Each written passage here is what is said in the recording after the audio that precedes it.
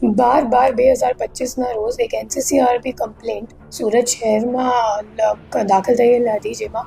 30 લાખનું investment fraud કરવામાં આવેલ હતું. આ કમ્પ્લેન્ટની નોંધ અમે લોકો તરત જ લઈને પછી ACP Shweta Daniels, PI NR Patel અને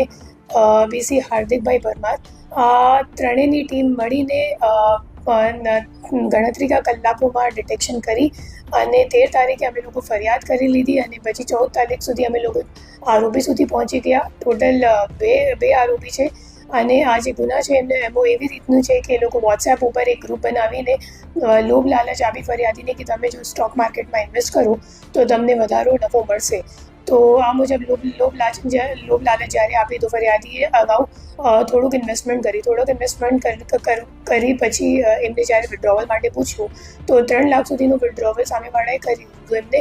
વિશ્વાસ થઈ ગયું કે ખરેખર સાચી હશે અને પછી આગળ એમને ઇન્વેસ્ટમેન્ટ કરવા ના દીધી અને એને વધુ ઇન્વેસ્ટમેન્ટ પણ કરી નાખી અને વિડ્રોવલ નહીં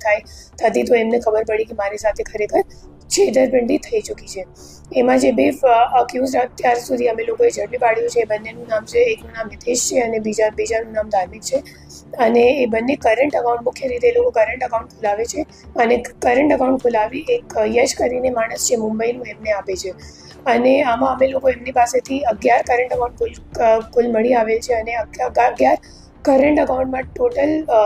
53 કમ્પ્લેન્ટ્સ નોંધાયેલ છે અને 57 કમ્પ્લેન્ટ્સ નોંધાયેલ છે અને 53 કરોડનું ટોટલ ફ્રોડ અમાઉન્ટ છે, જેમાં એ 6 કમ્પ્લેન્ટ છે ગુજરાતનું છે અને બીજા અધર રાજ્યનું પણ છે. એમાં મુખ્ય રીતે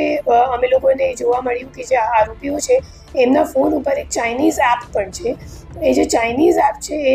એક APK ફાઇલ જેવું છે અને એ લોકો શું કરે કે કરંટ અકાઉન્ટ ખોલાવવા માટે જે કંઈક અકાઉન્ટ હોલ્ડર હોય અને એનો નંબર એ લોકો જ્યારે એડ કરે, મતલબ અકાઉન્ટમાં લિંક કરે તો એ લિંક મોબાઈલ નંબર ઉપર એ લોકો આ APK ફાઇલ ડાઉનલોડ કરીને